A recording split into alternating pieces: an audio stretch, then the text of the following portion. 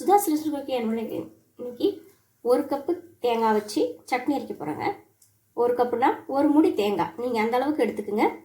வாங்க எப்படி செய்ய பார்க்கலாம். 1 கப்பு தேங்காய் எடுத்துக்கிறேங்க.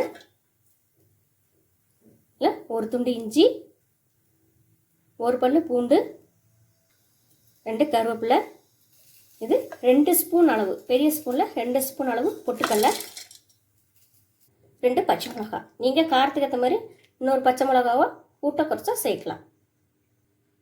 இப்போ இதை கொஞ்சம் தண்ணி ஊற்றி உங்களுக்கு அரைச்சிட்டு வந்து காமிக்கிறேங்க.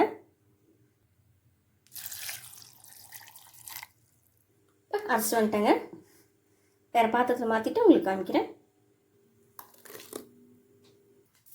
சட்னி எந்த அளவுமே எப்போவுமே இந்த அளவுக்கு குறைன்னு அரைக்கணுங்க. நைஸாக அரைச்சா சட்னி அந்த டேஸ்ட் வராதுங்க.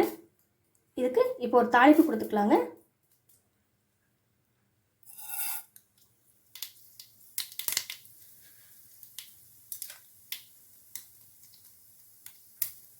கடுகு கொஞ்சம், உளுந்து கொஞ்சம் போட்டுக்கிறேங்க. கொஞ்சம் கருவேப்பிலை,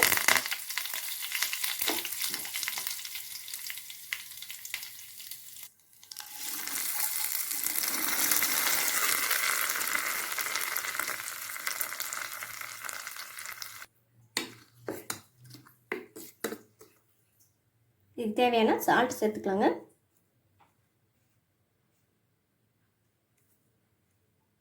இந்த சட்னி இட்லி, தோசை, சப்பாத்திக்கு நல்லா டேஸ்ட்டாக இருக்குங்க. நீங்களும் செஞ்சு பார்த்துட்டு எப்படி இருக்குன்னு சொல்லுங்கள். சுதாஸ் ரெஸ்டாரண்ட் சமையல் பார்த்ததுக்கு ரொம்ப நன்றிங்க.